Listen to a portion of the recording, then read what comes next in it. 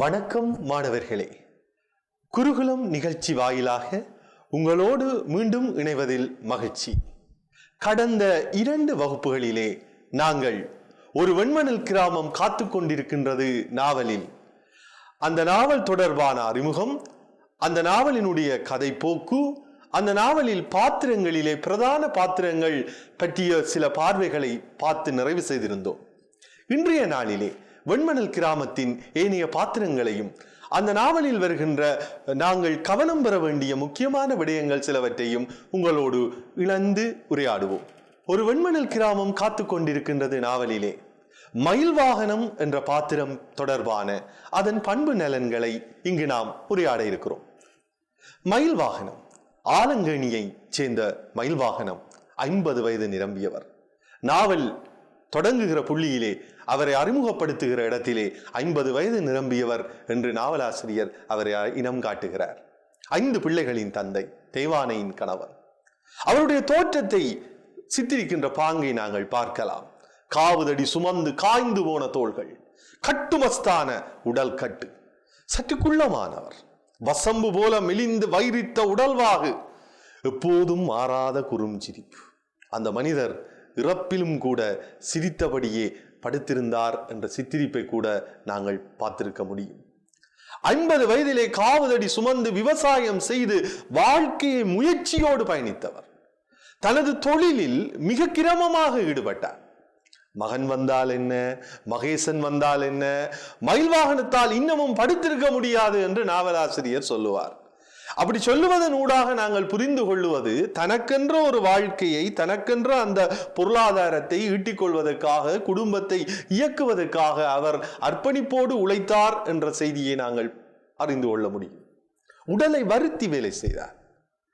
ஆலங்கணியிலே இருந்து பொன்னாங்காணிப்பட்டி வரை சென்று, அதுவும் காவுதடியை சுமந்து கொண்டு இங்கிருந்து பயணமாகி அங்கு சென்று அந்த பட்டியிலே, எருமை பட்டியிலே, கூடலிலே, நுளம்பு கடியிலே தங்கி இருந்து இரவு பொழுதை கழித்து விடிகாலை பொழுதிலே மீண்டும் பாலை எடுத்துக்கொண்டு காவுதடியிலே சுமந்தபடி அந்த மனிதர் ஆலங்கேணி நோக்கி நகர்ந்து வருவார்.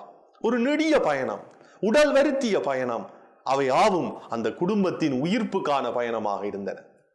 பிள்ளைகள், தனது ஒரே மகளான இந்திராணி மீது பாசமுடையவர். 4 ஆண் பிள்ளைகள், ஒரே ஒரு மகள்.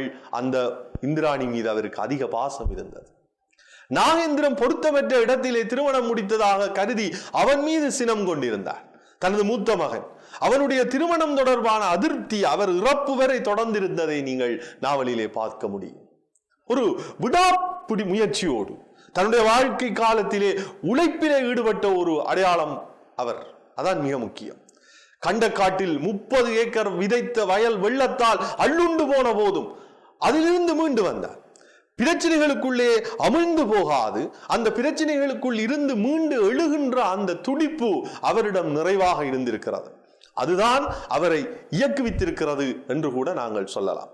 அந்த மனிதர் தாமோதரர் தன்னுடைய வாழ்க்கை பயணத்தை நாங்கள் இன்னொரு கோணத்திலே பார்த்தால் அவருடைய நம்பிக்கை எப்படி விரிகிறது என்பது முக்கியம். அவர் தன்னுடைய வாழ்க்கையில் தன்னுடைய இளைய மகனை நினைத்து பார்ப்பார். அவன் யாழ்ப்பாணத்திலே நெல்லியடியிலே கல்வி கற்றுக் கொண்டிருந்தான். அவரது நம்பிக்கையின் அடையாளமாக இருந்தார். சொல்லுவார், என்ற சின்ன மகன் யாழ்ப்பாணத்தில பெரிய படிப்பு படிக்கிறான், அவன் படிச்சு வந்த பிறகுதான் காவுதடிய கலட்டுவன் என்று உறுதிபட சொல்லிக் கொண்டிருந்த இடம் இருக்கிறதே, அது மிக ஒரு அவருடைய பாத்திரத்தினுடைய, மன ஓட்டத்தினுடைய, அவருடைய லட்சியத்தினுடைய ஒரு குறியீடாக நாங்கள் அதை பார்க்க முடிகிறது. அந்த நம்பிக்கையோடு அவர் வாழ்ந்திருக்கிறார். கற்றவர்களின் சொல் கேட்டு நடந்தார். இது எப்படி என்று சொல்லி சொன்னால், மகன் ஏலவே நாங்கள் பார்த்திருக்கிறோம் சின்னத்தம்பி ஆசிரியர் தொடர்பான பண்புகளை. அந்த இடத்திலே அந்த செய்தியை நாங்கள் நினைவு கூட்டிக் கொள்ள முடியும். இந்த இடத்திலும் மீளவும் அவர் வந்து சொல்லுவார், ஏலவே மயில் வாகனம் ஒரு முடிவெடுத்திருந்தார். தன்னுடைய மகனை ஒரு கட்டத்தோடு படிப்பை நிறுத்திவிட்டு தொழிலிலே ஈடுபடுத்துவது பொருத்தமானது என்று அவர் கருதினார். அப்படி கருதிய போது ஆசிரியர் வந்து சொல்லுகிறார், இல்லை, அவன் தொடர்ந்து படிப்பதுதான் பொருத்தம், அவன் முன்னேறுவதற்கு நிறைய சந்தர்ப்ப சூழ்நிலைகள் உண்டு என்பதை அவர் தெளிவுறுத்திய போது அதை ஏற்றுக்கொண்டு உள்வாங்கிக் கொண்டு அவன் படிப்பதற்கு அவர் தொடர்ந்து விருப்பத்தோடு இணங்கினார் என்ற செய்தி வருகிறது. தன்னுடைய உறவுகளை பேணி நடந்தார். அதாவது அந்த கிராம வாழ்க்கையிலே தன்னுடைய மச்சான் செல்லையா அவர்களோடு மிக நெருக்கமான ஒரு உறவு பிணைப்பை அவர் மேற்கொண்டிருந்தார். அந்த உறவு உயிர்ப்பான உறவாக இருந்தது. அந்த மனிதர் தன்னுடைய வாழ்க்கையில் இறுதி வரை உழைத்தபடியே வாழ்ந்த மனிதர் திடீரென்று நெஞ்சு வலியிலே இறந்து போனார். அந்த துயரம்தான் இந்த நாவலினுடைய திசையை திருப்பியதாக அமைந்திருக்கிறது. மாணவர்களே, அதை நீங்கள் தெளிவாக பார்ப்பீர்கள். இப்போது நாங்கள் பாத்திரங்களுடைய பண்புகளின் வரிசையிலே அடுத்த முக்கியமான பாத்திரமான செல்லையாவினுடைய இயல்புகள் குறித்து இப்போது உரையாட இருக்கிறோம். செல்லையா அபிராமியினுடைய கணவர், சௌந்தரத்தின் அப்பா, தமிழகத்திலே விவசாயத்தில் ஈடுபட்டு கொண்டிருந்த அவரும் ஒரு மிகச்சிறந்த முயற்சியால். அப்படியான ஒரு விவசாயி.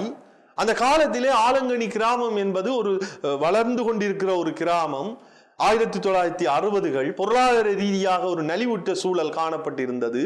அந்த புலத்திலே ஓரளவு வசதியோடு வாழ்ந்த குடும்பமாக செல்லையாவினுடைய குடும்பம் நாவலிலே அறிமுகமாகிறது. அந்த இடங்களிலே இருக்கிற வீடுகளை பார்க்கிற போது பெரும்பாலான வீடுகள் கூரைகள் எல்லாம் ஓலைகளாலே வேயப்பட்டிருக்கிற சூழலிலே ஒரு சில வீடுகள் ஓடு வீடுகளாக இருந்திருக்கின்றன. அப்படியான ஓடு வீடுகளை கொண்ட ஒரு வீடாகத்தான் செல்லையாவினுடைய வீடு அறிமுகமாகிறது. ஆகவே அவர் ஒரு பொருளாதார ரீதியாக ஓரளவு மிடுக்காக வாழ்ந்த மனிதராக இந்த நாவலிலே பதியப்படுகிறார். குடும்பத்தின் மீது ஒரு அதிகாரம் மிக்கவர்.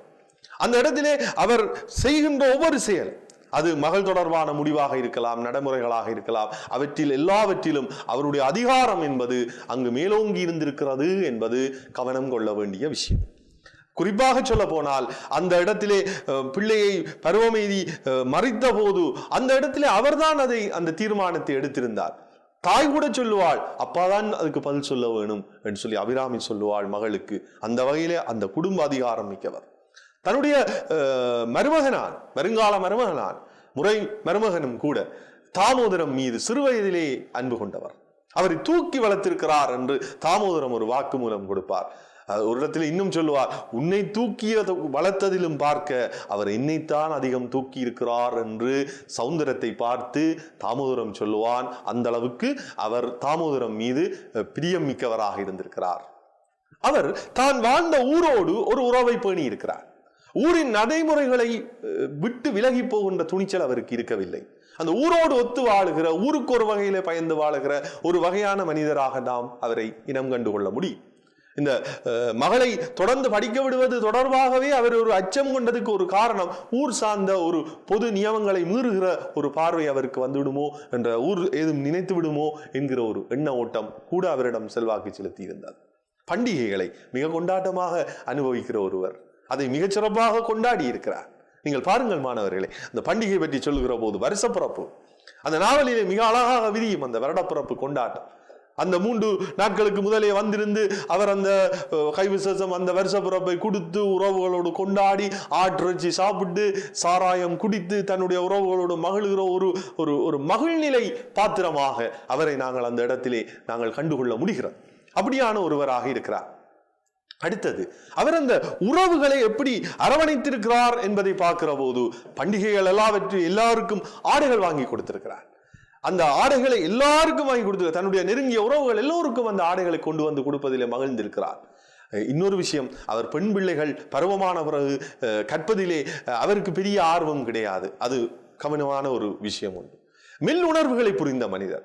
ஒருபுறம் அப்படி அவர் இருந்தாலும் சில மெல்லுணர்வுகளை, மற்றவர்களுடைய உணர்வுகளை அவர் புரிந்து கொள்ளக்கூடியவராக இருந்திருக்கிறார். தாமோதரம் வந்து சௌந்தரத்தோடு கதைக்க அல்லது அந்த கதைக்காக ஏங்கி நிற்கிற போது அந்த இடத்திலே தான் இருப்பது பொருத்தமற்றது என்று மெல்ல விலகி செல்லுகிற அந்த புரிந்து கொள்ளுகிற தன்மைகள் எல்லாம் அவருடைய மெல்லுணர்வுகளை புரிந்து கொள்ளுகிற தன்மைக்கு சான்றாக இருக்கும். மயில் வாகனத்தின் திடீர் இறப்பு, அதன் பின்னரான ஒரு நெருக்கீடு, அந்த சூழ்நிலையிலே அந்த குடும்பத்தை, அந்த செயற்பாடுகளை முறைப்படி நெறிப்படுத்திய ஒரு பாத்திரமாக கூட நாங்கள் செல்லையாவை பார்க்க முடிகிறது. ஆகவே அன்பான மாணவர்களே, இந்த பாத்திரம் தொடர்பான பண்புகளை நீங்கள் நினைவுறுத்தி கொள்ள வேண்டும். அடுத்து பாத்திரங்களின் வரிசையிலே நீங்கள் கவனியுங்கள் கோணாமலை கிழவர். இந்த கோணாமலை கிழவர் அந்த ஆலங்கனி கிராமத்தின் மரபு ரீதியான ஒரு அடையாளமாக திகழ்ந்திருக்கிறார். அது எவ்வாறு நாங்கள் புரிந்து கொள்ள வேண்டும் என்று சொல்லி சொன்னார், ஒரு உழைக்கும் மனிதராக, ஒரு உழைப்பின் அடையாளமாக, ஒரு முதிர்ச்சியின், முதுமையின், அதை கடந்த ஒரு ஆளுமையின் அடையாளமாக நாங்கள் கோணாமலை கிழவரை பார்க்க முடியும். அவரை சித்தரிக்கிற போது சொல்லுவார், உறுதியான உடல்வா. கோணாமலை கிழவருக்கு 60 இருக்கலாம், 80 இருக்கலாம். அந்த சித்திரிப்பை பாருங்கள், 60 இருக்கலாம், 80 இருக்கலாம். அந்த அளவுக்கு அவருடைய வயதை மட்டுக்கட்டி ஒருவர் சொல்ல முடியாது. அவ்வளவு அவர் ஆளுமையாக உடல் வலுவோடு இருந்திருக்கிறார். தாமோதரத்தின் தாய்வழி பூட்டன் என்று அவரை அடையாளம் சொல்லுகிறார். முன்னோர்கள் வடமராட்சியை சார்ந்தவர்களாக இருந்திருக்கிறார். பெத்தப்பா என்று அவர்களை உறவுக்காரர் அன்போடு அழைத்திருக்கிறார். பெத்தப்பா அந்த மிடுக்கான மனிதர் உறவுகளோடு உரிமையோடு பழகுகிறார். ஒரு வகையிலே அவருடைய உரையாடல் மொழியிலேயே ஒரு அதிகாரம் இருக்கு. அந்த அதிகாரம் என்பது உறவின் தன்மையை, அரவணைக்கும் தன்மையை, அந்த உரிமையின் தன்மையை பிரதிபலிப்பதாக இருக்கும் என்பதை நீங்கள் பார்க்க முடியும். அந்த ஒரு கட்டம் வரும். தாமோதரம் வந்தபோது தெருவிலே சந்திக்கிற இடம், அந்த இடத்திலே நான் தான் பெத்தப்பா என்று சொன்ன உடனே அவர் கேட்பார் ஒரு கேள்வி, ஏண்டா வந்த உடனே பெத்தப்பா வந்து பார்க்கலே, அந்த உரிமையோடு கேட்பார். அப்படியான இடங்கள் அவருடைய அந்த மொழியின் லாவகத்தை நாங்கள் புரிந்து கொள்ள ஏதுவாக இருக்கு. வருடத்தில் ஏறத்தாழ பாதி காலம் தொடர்ச்சியாக வயல்வேலைகளிலே ஈடுபட்டவர், தொழிலில் உற்சாகத்தோடு இருந்தவர், ஒரு வயது முதிர்ந்த மனிதராக எங்களுக்கு தெரிகின்றவர். அவர் களத்தில் இறங்கிவிட்டால் எப்படி இருப்பார் என்று ஆசிரியர் எங்களுக்கு ஒரு சித்திரம் தீட்டுவார்.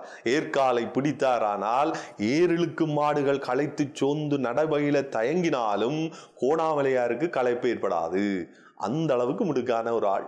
அப்படியான ஒரு அடையாளமாக அவரை நாங்கள் காண முடிகிறது. மது அருந்துவார், அதுவும் உற்சாகமாக வருடத்தின் அரைவாசி காலம் முழுமையாக உழைப்போடு தன்னை ஈடுபடுத்திக் கொள்ளுகிற மனிதர். இன்னொரு அரைப்பாதி காலம் கொண்டாட்டமாக வாழ்க்கையை கழிக்கின்ற மனிதராக இருக்கிறார். தவறணையிலே இருந்து ஆறுதலாக குடித்து மகிழ்ந்து தன்னுடைய வாழ்க்கையின் அரைப்பொழுதை கொண்டாடுவார். மிகுதி அந்த வருடம் சுழற்சியிலே மாறுகிற போது தன்னுடைய வேலையிலே இறங்கி விடுவார். அப்படியான ஒருவர்.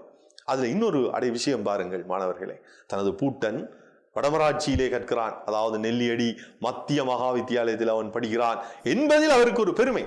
அந்த மரபின் அடையாளம், மரபின் அந்த தொடர்ச்சி, அந்த தொடர்பு அறாத தன்மை இன்னும் தொடர்கிறது என்பது அதிலே ஒரு நாங்கள் பார்க்கக்கூடிய ஒரு விஷயம்.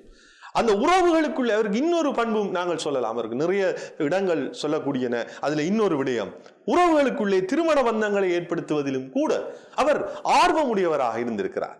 அந்த ஆர்வம் என்பது அதிலே முக்கியமாக சொல்ல போனால், நாகேந்திரம் இப்படியான ஒரு இடத்திலே போய் தன்னுடைய வாழ்க்கையை சிக்கல்படுத்தி கொண்டானே என்று தெய்வானை கவலைப்படுகிற இடத்திலே தெய்வானை ஒரு வாக்கு மூலம் சொல்லுவாள், கோணாமலை அப்பா தம்பலகாமத்தில சம்பந்தம் பேசினார் என்று சொல்லி அவர் சம்பந்தம் பேசி வந்திருக்கிறார். அவர் உறவுகளுக்குள்ளே ஒரு நல்ல காரியங்களை செயற்படுவதிலும் கூட அவர் கரிசனையோடு ஈடுபட்டிருக்கிறார் என்ற பண்பை கூட நாங்கள் காணலாம். அவர் ஒரு வேளாண்மை செய்ய ஒரு மகா யஜ்ஞம் என்று சொல்லுவார். அந்த வகையிலே ஒரு அடையாளமாக, ஒரு முழுமையான ஒரு விவசாயியினுடைய ஓர்மத்தை காட்டுகிற பாத்திரமாக நாங்கள் கோணாமலை கிழவரை கண்டுகொள்ள முடியும்.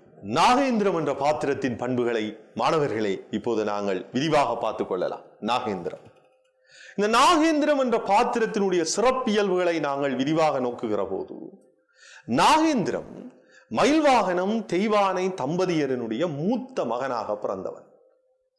இளவயதிலேயே திருமணம் செய்தவன். அதுல மிக முக்கியம் ஒரு அடையாளம் சொல்லுவார், முளைக்க முன்னம் அவனுக்கு கல்யாணம் என்று தெய்வானை சொல்லுவார். சின்ன வயதிலே திருமணத்துக்குள்ளே தன்னை ஈடுபடுத்தி கொண்டதனாலே, அந்த பந்தத்துக்குள்ளே சென்றமையினாலே பொருளாதார ரீதியாக நிறைய நெருக்கடிகளை அவன் எதிர்கொண்டான். அவனுடைய பொருளாதார ரீதியான நெருக்குவாரங்கள் என்பன அவனுடைய வாழ்க்கை சமநிலையை பெரிய அளவுக்கு பாதித்தது என்ற உண்மையை நாங்கள் இனங்காண முடியும். அவன் விடிகாலையிலே தந்தை ஒரு வழியிலே காவுதடி சுமந்து சென்று இரவு பொழுதிலே தங்கி விடிகாலை நடந்து வருகிற ஒரு பயணப்பாட்டை செய்கின்ற தொழில் ஈடுபடுகின்ற மனிதராக இருந்தார். மகனும் அந்த தயிர் பேணிகளை எடுத்து சுமந்து கொண்டு காவுதடியிலே சுமந்து கொண்டு நகர் முழுவதும் திரிந்து வியாபாரம் செய்கின்ற ஒரு மனிதராக, பல சவால்களை சந்திக்கின்ற ஒருவராகத்தான் நாகேந்திரம் இந்த நாவலிலே அறிமுகமாகிறார். தந்தை அவனோடு பேசாதிருப்பதால் அவனுக்கு நிறைய துயரம், மனம் நெடுகிலும் அந்த துயரம் அவனை போட்டு வதைத்து கொண்டே இருந்திருக்கிறது. இந்த ஒருவருடைய துயரம் என்பது இன்னொருவருடைய பார்வையூடாக வெளிப்படுகிற போது அதனுடைய தீவிரத்தை நாங்கள் புரியலாம். இந்த தம்பி சொல்லுவான், தாமோதரம் சொல்லுவான், பூவை குடையும் வண்டு போல அவனுக்கு அந்த துன்பம் தொடர்ந்து கொண்டிருக்கிறது. ஏனென்றால் வீட்டால் புறக்கணிக்கப்படுகிற போது வருகிற துயரம், உறவுகளை இருந்து விலத்தி இருக்கிற போது வருகிற துயரம் நாகேந்திரத்தை பெரிய அளவிலே பாதித்துக் கொண்டிருந்தது என்பது நாங்கள் பார்க்க முடியும். சகோதரன் மீது அவனுக்கு நிறைய பாசம் இருந்தது. இந்த சகோதர பாசம் என்பது அந்த பாசத்துக்குரிய அடையாளமாக நாங்கள் இந்த கட்டத்தை பார்க்கலாம் என்றால், தாமோதரம் விடுமுறையிலே ஊர் வந்து சேர்ந்திருந்த பொழுது அவன் வருவது, அவன் நித்திரை கொள்கிறான் என்கிற போது அவன் நித்திரை கொள்ளுகிற சூழலிலே அவனை எழுப்பக்கூடாது என்று அவன் போய்விடுவான். பிறகு திருப்பி வருவான், வந்து கதைப்பான். நீ நன்றாக படிக்க வேண்டும், நன்றாக இருக்க வேண்டும், அதுக்காக தான் நேர்த்தி கடன் வைக்கிறேன், காவடி எடுக்கிறேன் என்று செய்தியை சொல்லுவான் ஆதி கோணேஸ்வரருக்கு. அப்ப அந்த அளவுக்கு தன்னுடைய சகோதரன் வாழ்க்கையிலே ஒரு நல்ல நிலைக்கு வர வேண்டும் என்பதிலே மிகுந்த விருப்பத்தோடு ஈடுபட்டவனாக, விருப்பம் கொண்டிருந்தவனாக நாங்கள் நாகேந்திரத்தை காண முடிகிறது. இரண்டாவது, அவனுக்கு கடவுள் பக்தி உண்டு. இந்த இடத்திலே நல்ல நம்பிக்கையோடு தான் வாழ்க்கையிலே தன்னுடைய விருப்பத்தை, வேண்டுதலை முன்வைக்கின்ற போது அது பலிக்கும், தன்னுடைய தம்பியினுடைய எதிர்காலம் நன்றாக வரும் என்று அவன் நம்பினான். அவன் 20 ரூபா காசை கொண்டு வந்து தம்பிகிட்ட கொடுப்பான், மெல்ல இதை வச்சுக்கொள் என்று சொல்லி அந்த அண்ணனுடைய அந்த வேண்டுதலுக்காகத்தான் அவன் பரீட்சை காலத்தால் வர முடியாத சூழ்நிலையால் அவன் அடுத்த கணமே புறப்பட்டு போவதற்கு அவன் மனம் கொள்கிறான். அதை தாயிடம் வெளிப்படுத்துகிறான். கோணேஸ்வரர் கோயிலுக்கு அவன் வெளிக்கிட்டு போகிறான். ஆதி கோணேஸ்வரரை பார்ப்பதற்காக அவன் அடுத்த களத்திலே வெளிக்கிட்டு போகிறான். இது எதை காட்டுகிறது என்று சொன்னால், அவன் எவ்வளவுக்கு மனதை தொடுகிற வகையிலே அவனுடைய ஈரம் இருந்திருக்கிறது, நாகேந்திரத்தினுடைய அந்த பாசம் இருந்திருக்கிறது என்பதை நாங்கள் பார்க்க முடியும். ஆனால் அவனுக்குள்ளே ஒரு குற்ற உணர்வு தொடர்ந்து கொண்டே இருந்திருக்கிறது. நான் தாண்டா அப்பாவை கொண்டுட்டேன் என்று சொல்லி அவன் அழுகிற இடம், அந்த செத்த வீட்டிலே அவன் வருகிற போது குளறி சொல்லுகிற அந்த இடம், அந்த காட்சி, அது அவனுடைய உள்ளத்துக்குள்ளே இருக்கிற அந்த வலியை எங்களுக்கு எடுத்து காட்டுகிறது. தனது நிலை தொடர்பாக மனதுக்குள்ளே இறக்கப்படுபவன், தன்னுடைய வாழ்க்கை தொடர்பாக அவனுக்கு ஒரு பெரிய உடைவு இருந்திருக்கிறது. ஏனென்று சொன்னால், பொருளாதார ரீதியாக நிமிர முடியாத ஒரு சூழ்நிலை, குடும்பங்களில் இருந்து அந்நியமான சூழ்நிலை. ஆகவே அவனுடைய வார்த்தையை பாருங்கள் மாணவர்களே, நான் மூத்த பிள்ளையா இருந்தும் அப்பாவுக்கும் அம்மாவுக்கும் உதவாம அலக்கழிஞ்சு போனன் என்று சொல்லுவார். அலக்கழிஞ்சு போனன் என்று சொல்லுவார். விரும்பி செய்தவன். ஆனால் பொருளாதார ரீதியாக இருக்கிற அந்த ஒரு புற பாதிப்பு, அதை விட பாதிப்பு அவனுக்கு அந்த உறவுகளின் நிராகரிப்பு, குறிப்பாக தந்தையின் நிராகரிப்பு, அந்த வலி அவனை தொடர்ந்து கொண்டே இருந்திருக்கிறது என்பதற்கு இந்த வார்த்தைகள் ஒரு சான்று. அவனுக்கு கலைகள் மீது ஈடுபாடு. பொதுவாக இந்த திருவிழா வருகிற போது அவன் ஒரு மகிழ்ச்சியாக அதை அசைமீட்டுகிறான்.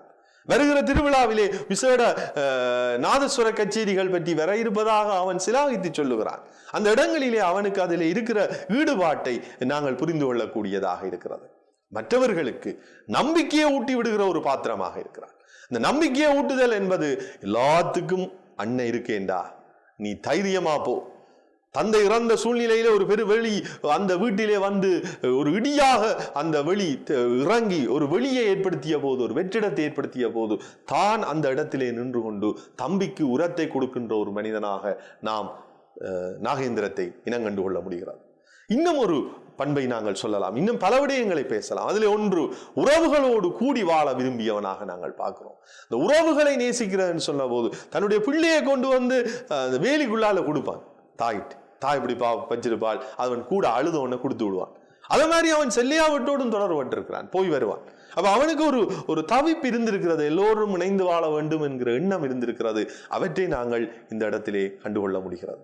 இப்போது மாணவர்களே, இப்போது நான் அடுத்த பாத்திரம் தொடர்பான ஒரு பார்வையை இந்த இடத்திலே நாங்கள் சிந்திக்க இருக்கிறோம். பரமன் என்கிற பாத்திரம்.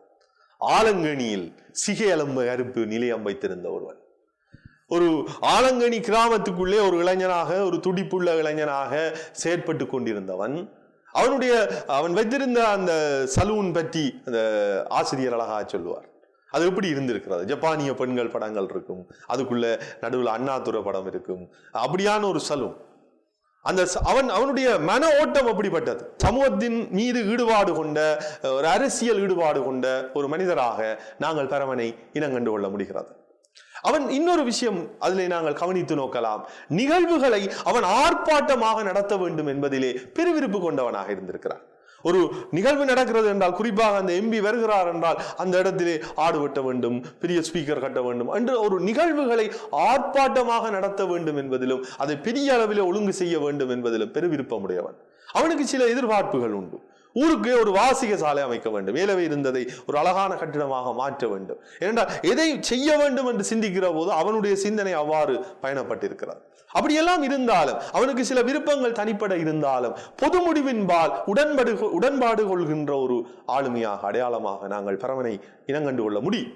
குறிப்பாக தாமோதரம் சிலவற்றுக்கு மறுத்த போது கடைசியிலே தெருவுக்கும் நீருக்குமான ஒரு கோரிக்கையை முன்வைத்து மகஜரை அனுப்புவது என்றும் நிகழ்வுகளை எப்படி அடக்கமாக செய்வது என்றும் அவர்கள் முன்வைத்த கருத்தோடு இவன் உடன்பட்டு கொள்ளுகிறான். அந்த வகையிலே அவன் மற்றவர்களோடு உடன்பட்டு போகின்ற, கருத்துக்களை மதித்து போகின்ற ஒரு பாத்திரமாக செயற்பட்டிருக்கிறான் என்பதை நாங்கள் இங்கு காணக்கூடியதாக இருக்கிறது. அடுத்த ஒரு விஷயம், அவனுடைய சலூனிலே இன்னொரு விஷயம், அவன் வாசிப்புக்குரியவனாக இருந்திருக்கிறான். மற்றவர்களை வாசிப்பதற்கு அல்லது ஒரு சலூன் என்பது ஒரு கருத்து பகிர்வுக்கான இடமாக இருந்திருக்கிறது என்பதற்கு நாங்கள் பார்க்கலாம் மாணவர்களே. அதிலே அந்த சலூனிலே வீரகேசரி இருந்திருக்கிறது, சுதந்திரன் பேப்பர் இருந்திருக்கிறது. அதையெல்லாம் வாங்கி போடுகிற ஒரு வழக்கம் அவனிடம் காணக்கூடியதாக இருந்திருக்கிறது. இதெல்லாம் முக்கியமான சில பதிவுகள். அந்த வரிசையிலே நாங்கள் இப்போது அடுத்த பாத்திரம் தொடர்பாக ஒரு சில குறிப்புகளை பார்க்க இருக்கிறோம். பாலா என்கிற பாத்திரம். பாலா தாமோதரத்தினுடைய மிக நெருங்கிய நண்பன். இந்த நண்பன் என்ற அடையாளத்திலே நாங்கள் பேசுகிற போது சில பேர் நண்பர்கள் என்று சொன்னாலும் தொடர்ச்சியாக நெருக்கமாக உறவை பேணிய நண்பர்கள் என்ற சில வட்டம் இருக்கும். அந்த வரிசையிலே இந்த நாவல் நெடுகிலும் பாலாவுக்கும் தாமோதரத்துக்கும் இடையிலான தொடர்பு தொடர்ந்து வந்திருக்கிறது. தாமோதரத்தின் நண்பன் தனது மச்சாளான லட்சுமியை விரும்பினான். அவள் திருமணம் செய்ய வேண்டும் என்று ஆசைப்பட்டான். லட்சுமி தொடர்ந்து கற்க வேண்டும் என்று விரும்பி இருக்கிறாள். இவ்வாறு அவள் தொடர்ந்து கற்பதை இவன் விரும்பவில்லை. அவ்வாறு அவள் தொடர்ந்து கற்பதனால் அவள் தன்னை மறுத்து விடுவாள் என்கிற எண்ணம், பயம் அவனுக்குள் வந்த காரணத்தினால் அவள் தொடர்ந்து கற்பதை தடுக்க வேண்டும் என்ற ஒரு சிந்தனை அவனுக்குள் வேறுவிட்டிருந்தது. இது அவன் ஒரு வகையில சொல்ல போனால் இது அவனுடைய ஒரு தாழ்வு சிக்கலை, ஒரு தாழ்வு மனப்பாங்கின் வெளிப்பாடாக நாங்கள் அதை பார்த்து கொள்ள முடியும். அவன் மேல படிக்காமல் இருக்க வேணும் என்று வாக்குமூலம் சொல்லுவான். மேல படிக்காமல் இருக்க வேணும் என்று சொல்லு. அவளுக்கு இந்த பெண்கள் தொடர்பாக அவனுக்கு ஒரு பெரிய உடன்பாடே கிடையாது. அப்ப அந்த வகையில அந்த பெண்கள் மேலே படிப்பது தொடர்பா மது அருந்துகிற வழக்கம் அவனிடம் இருந்திருக்கிறார். பல வேளைகளிலே அவன் வீட்டிலே அதுக்காக தாயிடம் தொடர்ச்சியாக திட்டு வாங்கி இருக்கிறான். தொடர்ச்சியாக மது அருந்தும் செயற்பாட்டினான். அந்த இடத்திலே அவன் ஒரு பொழுது மது அருந்தினால் இன்னொரு பொழுது அவன் தன்னுடைய சுயமுயற்சியிலே ஈடுபட்டவனாக இருக்கிறான். இந்த நாவலில் இன்னொரு முக்கியமான ஒரு விடயம், சில பாத்திரங்கள் ஆரம்பத்தில் ஒரு புள்ளியில இருந்து போய் இன்னொரு புள்ளிக்கு வளரும். இவன் ஒரு சாதாரணமாக ஒரு குடித்து விட்டு இருக்கிற அல்லது இன்னொரு வகையில சொல்ல போனால் பெண் கல்வியை மறக்கிற கூடிய ஒரு சிந்தனையாளனாக இருந்திருக்கிறான் என்று சொன்னால், அப்படிப்பட்டு யோசிக்கிறவனாக இருந்திருக்கிறான் என்று சொன்னால், நாவலினுடைய பிற்பகுதியிலே அவன் ஒரு பாடசாலைக்கு மேனேஜராக தன்னை நிலைப்படுத்தி இருந்திருக்கிறான். அவர் பாடசாலைக்கு மேனேஜராக வர்ற அளவுக்கு அவன் தன்னை அடையாளப்படுத்தி இருக்கிறான். அதுக்கு ஒரு வகையிலே அவனுடைய அரசியல் சார்ந்த ஈடுபாடுகள் அந்த தொடர்புக்கு காரணமாக இருந்திருக்கும் என்று நாங்கள் கவனம் கொள்ளலாம். அதை நாங்கள் பார்த்துக் கொள்ள முடியும். தொடர்ந்து பாருங்கள் அவருடைய சில பண்புகளை. அந்த ஆணாதிக்க மனோபாவத்தினுடைய ஒரு மிகப்பெரிய குரல் ஒரு இடத்திலே வெளிப்படும். அது எப்படி என்று சொல்லி சொன்னால், பெட்டை கோழி கூவி பொழுது விடியாது, பெட்ட கோழி கூவி பொழுது விடியாது என்ற ஒரு வாக்குமூலத்தை அவன் முன்வைப்பான். அந்த அரசியல் செல்வாக்கூடியவன் முயற்சியாளனாக இருந்திருக்கிறான். ஏனென்றால் அவன் நீண்ட தூரம் சென்று அந்த தன்னுடைய உற்பத்தி, தன்னுடைய செயற்பாடுகளிலே ஈடுபடுகிற ஒரு மனிதராக நாங்கள் அவனை கண்டுகொள்ள முடிகிறது. அன்பான மாணவர்களே, தொடர்ந்து பாத்திரங்களின் வரிசையிலே நாங்கள் லக்ஷ்மி என்ற பாத்திரத்தினுடைய பண்புகள் பற்றி உங்களோடு உரையாடுவோம். பாருங்கள், லக்ஷ்மி. இந்த நாவலிலே இந்த லக்ஷ்மி என்ற பாத்திரம் நேரே வந்து பேசிய பாத்திரமே கிடையாது. லக்ஷ்மி தொடர்பாக சில இடங்களிலே பலர் பேசுகிறார். அந்த வகையிலே ஒரு பெண் பாத்திரம் என்ற வகையிலே அந்த பாத்திரத்தினுடைய சில பண்பு நலன்களை நாங்கள் இங்கு கவனம் கொள்ள முடியும். நாவலில் வெளிப்படையாக வராத ஆனால் நிலைத்த கவனிப்பு பெற்ற ஒரு பாத்திரம். அந்த ஒரு சில இடங்களில வந்தாலும் அந்த பாத்திரம் தன்னை நிலைநிறுத்திக் கொள்கிறது, அதுவும் நேரே வராமல் நிலைநிறுத்திக் கொள்ளுகிறது என்பதைத்தான் நான் மீளவும் வலியுறுத்த விரும்புகிறேன். பாலாவின் மச்சான் கற்றலில் மிகுந்த ஈடுபாடு கொண்டவன். ஆலங்கனியிலே அந்த கிராமத்திலே சின்னத்தம்பி ஆசிரியர் ஒரு ஆரம்ப பள்ளியாக தொடங்கி ஒரு சிரேஷ்ட பாடசாலையாக அதை வளர்த்தவர். அந்த பாடசாலையிலே படித்து கொண்டிருக்கின்ற ஒரு சில குமர் பிள்ளைகளிலே அவளும் ஒருத்தியாக இருந்திருக்கிறார். SSC சோதனை எடுத்த ஒரு ஆளுமையாக இந்த நாவலிலே அவளை நாங்கள் காண முடிகிறது. இதுல மிக பிரதானம், நாங்கள் கடந்த வகுப்புகளிலே இதை பற்றி பேசியிருக்கிறோம், அவதூறுகளை துணிச்சலோடு எதிர்கொண்டார். சில பேர் தங்கள் மீது ஒரு அவதூறு வருகிற போது அந்த கணத்திலேயே ஒதுங்கி கொள்வார். சில பேர் அந்த அவதூறுகளை ஜீரணிக்க முடியாமல் மோசமான முடிவுகளை எடுக்க தூண்டப்படுவார். ஆனால் இவள் நிதானமான ஒரு வகையிலே அந்த நிலைமையை கையாண்டிருக்கிறார். இதான் அவளுக்கு இருக்கக்கூடிய ஒரு தனித்துவமான பண்பு. அந்த பண்பு என்பது எதையும் தாங்கிக் கொள்ளுகின்ற உள்ளமுடையவளாக இருந்திருக்கிறார். அந்த ஒரு உள்ளத்தினுடைய உறுதிதான் ஒரு ஆளுமையின் நிமிர்வுக்கு பிரதான வழியை திறக்கும் என்பதற்கு லக்ஷ்மி ஒரு நல்ல எடுத்துக்காட்டாக இருந்திருக்கிறார். அவள் தொடர்பாக எல்லாம் சௌந்தரம் கூட சினப்பட்டால் கோவப்பட்டாள் என்பதை பற்றி நாங்கள் பார்த்திருக்கிறோம். ஆனால் அவள் அந்த பிரச்சனையை கையாண்டிருக்கிறாள். அவள் அவ்வாறு உறுதியாகவும் சரியாகவும் தன்னுடைய பாதையிலே பயணப்படுவதற்கு மிக முக்கியமாக அந்த குடும்பம் உறுப்பினர்கள் அவர்களுக்கு பூரணமான ஆதரவை வழங்கி இருக்கிறார். அது நாங்கள் சொல்ல வேண்டிய இன்னொரு விஷயம். மாணவர்களே, தாமோதரத்துக்கும் சௌந்தரத்துக்கும் இடையிலான உறவின் பிணைப்பை தொடர்பாக நாங்கள் இப்போது ஒரு கேள்வியோடு உரையாடலாம். தாமோதரம் சௌந்தரம் சிறுவயது முதலே நெருக்கமான ஒரு உண்மையான அன்பை கொண்ட பாத்திரங்கள். சிறுவயது முதல் நெருங்கி பழகியவர்கள், மச்சான் உறவு உடையவர்கள். சந்திப்புக்கு பொழுதுக்காக அவர்கள் ஏங்கி இருக்கிறார்கள்.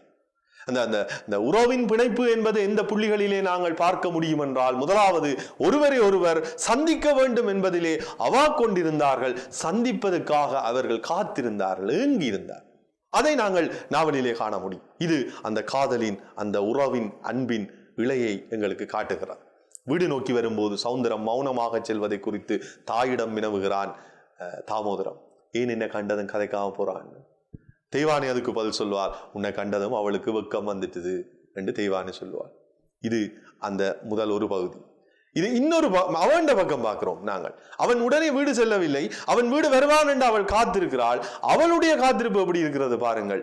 அவன் தெருவழியே வருகிற போது இவன் இங்கேதான் வருகிறானோ என்று அவள் நினைத்துக் கொள்கிறார். வீட்டு தெருவேலியின் கண்களின் ஊடாக, வேலிக்கு கண்கள் உண்டு, அந்த வேலியின் கண்களின் ஊடாக 2 மனித கண்கள் அவனை பார்த்து கொண்டிருந்தன.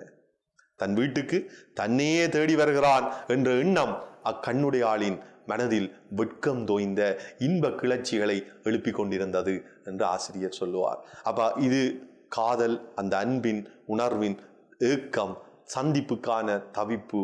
அந்த புள்ளிக்கு 2 பேரும் எவ்வாறு சந்திக்கிறார்கள் என்பதை நாங்கள் பார்த்து கொள்ள முடிகிறது. அடுத்து பாருங்கள், இந்த அழகு நிலையை கொண்டாடுதல். குறிப்பாக சொல்ல போனால் இந்த ஆண் பெண் சார்ந்த அந்த தொடர்பிலே பெண்ணினுடைய அழகை ஆண் வர்ணிப்பது, அதை பலவாறு கொண்டாடுவது, அதனுடைய சித்திரிப்புகளை பலவாறு ஒப்பிடுவது என்பது காதல் இலக்கியங்களிலே பொதுவாக விதிகின்ற ஒரு அம்சம். இங்கு அந்த காதலின் மெல்லுணர்வை, அந்த சௌந்தரத்தின் அழகை பல இடங்களிலே வர்ணிக்கிற கட்டங்களில் நாங்கள் பார்க்க முடியும். அதிலே சில முக்கியமானவற்றை நாங்கள் இங்கு பார்த்திருக்கிறோம். இதிலே பலவற்றை ஏலவை நாங்கள் பார்த்திருக்கிறோம். விரிவாக தொட்டு செல்வோம், சுருக்கமாக நாங்கள் கடப்போம். அழகு நிழல், சௌந்தரத்தின் அழகை கண்டு வியத்தல். என்னே உன் அழகு, என்னே உன் அழகு என்று தொடங்குகிற சலமோனினுடைய கவிதை அடியை எடுத்து காட்டுவார். உன் இதழ்கள் செம்பட்டு நூலிழைகள், கன்னங்கள் வெடித்த மாதுளம் பழம் போன்றவை என்று அவளின் அழகை வர்ணிக்கிற இடங்கள். நாவின் அடியினில் தேனும் பாலும் இருக்கின்றன என்று அவள் பேச்சில் மயங்கி எழுகிற அந்த சலமோனின் வரிகளை எடுத்து சொல்லுகிற இடம். இன்னும் சிந்திப்போம் நாங்கள். அதிலே வருகிறது பாரதி தோய்ந்து காதலில் தோய்ந்து பாடிய சில உணர்வுகள் மிக்க பாடல்களை இந்த இடத்திலே தாமோதரம் எடுத்து சொல்லுவான். நேசம் மறக்கவில்லை நெஞ்சம், நினைவு முகம் மறக்கலாமோ? அது அழகான தொடக்கம் இருக்கிறது. ஆசை முகம் மறந்து போச்சே என்ற பாடலில் இந்த அடி இந்த நாவலில் வரும். நேசம் மறக்கவில்லை நெஞ்சம், நினைவு முகம் மறக்கலாமோ என்று வருகிறது பாரதி பாடல். அதிகாலையில் கூம்பிய இதழ்களை ஒவ்வொன்றாக விரிக்கும் செந்தாமரையைப் போல சௌந்தரம் அழகானவள் என்று சொல்லுவார். வைகரையின் குளிர்மையில் வெண்பனி தோய்ந்து இளநகை சிந்தி அரும்பிக் கொண்டிருக்கும் மல்லிகையைப் போல அவள் தோற்றம் இருந்தது என்று சொல்வார். செவ்வானம் போல மின்னும் முகம், நெற்றியில் கருஞ்சாத்து பொட்டு, நீண்ட பின்னல், பின்னலில் முடிவில் ரிப்பன், இப்படியான சித்திரிப்புகள் எல்லாம் அவளுடைய அழகு நலன் சார்ந்த ஒரு காதலில் வருகிற உணர்வு வெளிப்பாடுகள் தான். 2 பேரும் எவ்வாறு ஒருவரை ஒருவர் தம் அக உணர்வுகளை பகிர்ந்து கொள்ளுகிறார்கள், அந்த உறவில் எவ்வாறு உரையாடி கொள்ளுகிறார்கள், அதுக்குள்ளே எவ்வளவு குலைவும் எவ்வளவு அர்த்தமும் எவ்வளவு நளினமும் பின்னி இருக்கின்றன என்பதை நாங்கள் சிந்திக்க முடியும். மாதிரிக்கு சிலவற்றை இங்கு நாங்கள் பகிரலாம். பகிர்வு அது எப்படி விரிகிறது? தனது மனதின் தோன்றும் உணர்ச்சிகளை அன்புக்குரிய தாமோதரத்தோடு அவள் பகிர்கிறாள். நான் உங்களுக்கு தான் ராணி என்று சொல்லுகிற இடம். பெண்கள் பற்றிய தாமோதரம் சொல்லுகிற போது அர்த்தச்சரிவாக பேசுகிற இடம். வளவுக்கு வேலி கட்டாட்டி கட்டாக்காலி மாடு வந்து எல்லாத்தையுமே மேய்ந்து விடுமே என்று அவள் சொல்லுகிற இடம். இங்கு இந்த புள்ளிகள் எல்லாம் உரையாடலின் கூர்மையை, அந்த அழகின் மென்மையை எடுத்து காட்டுகிற சந்தர்ப்பங்கள். சஞ்சலம் காதலிலே இயல்பாக வருகிற ஒரு உணர்வு அம்சம். பொதுவாக அந்த இருவரும் ஒருவர் தம்மோடு மாத்திரம் நெருக்கமாக இருக்க வேண்டும். வேறு எவரோடு உரையாடுகிற போது வருகிற அந்த ஒரு வகையான அழுத்தம் இங்கு வருகிறது. யாருக்கு? சௌந்தரத்துக்கு. அதுவும் குறிப்பாக மனோனோடு அவர் மிக நெருக்கமாக உரையாடுகிற இடங்களை நினைவுபடுத்தி, அந்த சந்தர்ப்பத்தை நினைவுபடுத்தி தம்பலாமம் போயிருக்கிறார் என்ற வகையிலே அதை எண்ணி பார்க்கிற போது ஒரு காதல் உணர்விலே ஒரு காதலி தன்னுடைய ஏக்கமான மனநிலையிலே உடல் இங்கும் உளம் எங்கும் என்று சொல்ல முடியாத தளவை ஏங்கி நிற்கிற அந்த இடம். கிணற்றடியிலே முதுகு தோலை உரித்து விடுவது போல சுள்ளந்தடிக்கிறது காலை வெயில். அது கூட அவளுக்கு உரைக்கவில்லை. அவளுடைய நினைவுகள் எல்லாம் குவிந்திருக்கின்ற இடம் எங்கே என்று சொன்னால் அவள் தொடர்பான அந்த ஏக்கத்தில் தான் என்று காட்டுகிற இடம். அக்கறை, காதல், ஒருவரை ஒருவர் நலம் சார்ந்து இணைந்து கொள்ளுகிற தூண்டுகிற ஒரு உணர்வு. ஒருவர் மீது ஒருவர் பரிவு கொண்டு அன்பு கொண்டு எல்லை கடக்கின்ற உணர்வு, இதயம் கலக்கின்ற அந்த பயணம். அந்த வகையிலே அக்கறை எப்படி விரிகிறது? தன்னுடைய நேசத்துக்குரியவள் நாளை நிமிர வேண்டும், அவள் ஒரு அடையாளம் பெற வேண்டும், உயர்வான இடத்திலே நாம் ஒரு சமதையானவர்களாக இணைய வேண்டும் என்கின்ற ஒரு விதிந்த சிந்தனையும் அகன்ற பார்வையும் கொண்டவனாக அவன் இருந்திருக்கிறான் தாமோதரம். முன்னேற்றம் பற்றி அவன் சொல்லுகிற மொழிகள், சௌந்தரம் தாமோதரத்தின் கருத்துக்களை இணைத்து செயற்படுகிற பாங்கு, அந்த இடத்திலே பல நளினமான பக்கங்களே வரும். ஒருவருக்காக ஒருவர் விட்டு கொடுப்பது, ஒருவருக்காக ஒருவர் செயற்படுவது. ஒரு இடத்திலே சேலை சேலையை அணிய சொல்லி தாமோதரம் கேட்பான். அவளுக்கு சேலை உடன்பாடு இல்லை, பாவாடு சட்டை போட்டு படிக்க வேண்டும் என்று பிரியப்பட்டவள். ஆனால் தன் நாயகன் விரும்புகிறான் சேலை அணிய வேண்டும் என்று, அதை நிறைவேற்றுவாள். அதை சேலை அணிந்து நிற்பாள். உடனே இவன் அசை போடுவான். பட்டுக்கரு நீலப்புடவை பதித்த நல்ல வைரம் நட்ட நிசியில் தோன்றும் நட்சத்திரங்கள் அடி என்று சொல்லுகிற இடம் இருக்கிறதே, மிக வித்தியாசமாய் விதியும். காதலின் வேட்கை அது ஒரு மெய் தொட்டு பயிரலாக விரிந்து வருகிற இடங்கள் வரும்.